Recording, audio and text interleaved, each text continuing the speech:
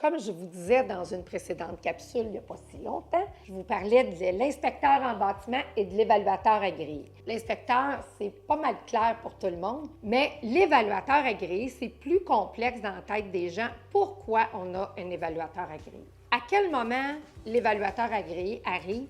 Je vous dirais que pratiquement, systématiquement, quand on a 20 de comptant et plus. Quand on a 20 on a un prêt qui est conventionnel, qui est dit conventionnel. La SCHL, elle a garanti que si tu ne payes plus, elle va repayer la banque. Parce que toutes les succursales de banques, de caisses, d'institutions financières, ils ont comme des budgets, en fait. Hein? Donc, il ne faut pas qu'il y ait trop de défauts de paiement pour leur budget. Fait que quand tu arrives à un prêt par la SCHL, bien, ils vont l'assumer un certain temps, si j'ai bien compris. Là, je ne travaille pas pour les institutions, mais la SCHL va venir repayer le prêt et la caisse, la banque va s'en sortir à bon compte. Mais quand c'est un prêt conventionnel, c'est différent. C'est la succursale, la banque, la caisse qui va assumer le risque, la perte, si perte il y a. Donc, qu'est-ce qu'ils veulent savoir? Bien, ils veulent savoir si la propriété vaut la valeur qu'on dit qu'elle vaut. Exemple, on dit que la maison vaut 700 000, elle a une évaluation qui est basse. Souvent, parce qu'ils n'ont pas eu le temps, la municipalité, surtout moi qui travaille dans des secteurs de petites municipalités, ils n'ont pas eu le temps de réévaluer la propriété. On n'a pas demandé de permis, on a tout refait à l'intérieur. Puis là, hop, on a une prise de valeur parce que le marché augmente, mais aussi une prise de valeur parce qu'on a fait des beaux travaux dans notre propriété. Fait que c'est vrai qu'on met une belle fiche descriptive avec des belles photos. Mais est-ce que c'est vraiment les photos de la propriété? Est-ce que c'est des photos d'il y a 5 ans? Puis là, on a tout défait dans la propriété. Ça se peut qu'on se fasse avoir, ou pas moi, mais pas vous, la banque, la caisse, avec quelqu'un qui essaie d'obtenir un prêt sur quelque chose qui n'a pas cette valeur. Et ça peut arriver qu'on se soit emporté. On a un coup de foudre terrible pour une propriété.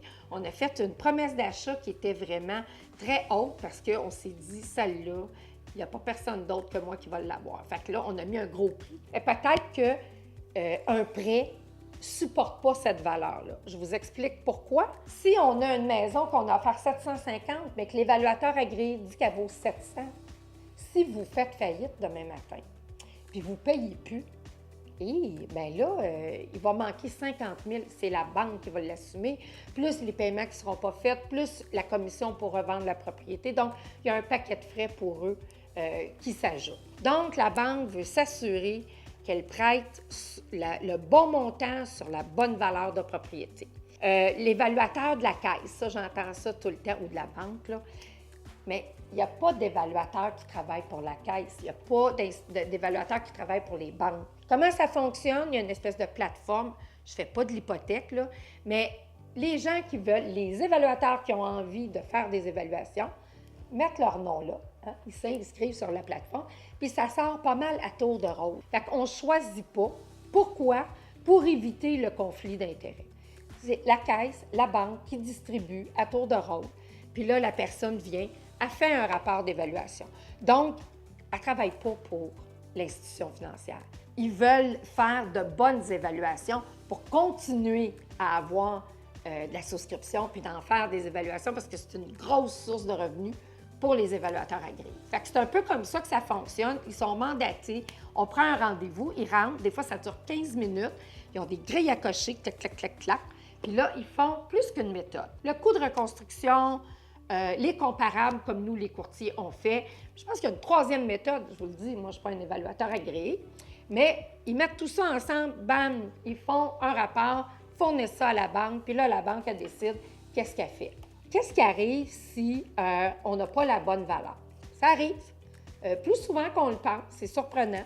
J'avais une promesse d'achat dernièrement à 700 et puis j'avais 685 en évaluation agréée. C'est pas beaucoup, 15 000 sur 700.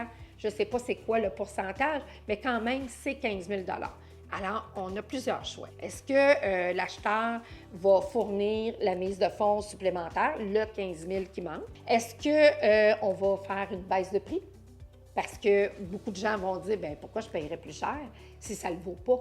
Hein? Fait qu'on va renégocier. Et des fois, j'ai vu souvent, comme ma transaction, bien, le vendeur a pris une partie et l'acheteur a pris une partie. On a fait une diminution de prix. puis on a convenu comme ça. C'est sûr qu'il faut s'assurer pour l'institution financière que l'acheteur a les fonds suffisants. Quand c'est quelques mille, ça va bien, mais j'ai vu des transactions 50 000 qui manquaient. Bien, c'est pas toujours qu'on a ça dans le fond de notre poche à dépenser puis à rajouter sur une propriété. Donc, maintenant, vous savez c'est quoi tout le mystère qui entoure les évaluateurs agréés dans une promesse d'achat.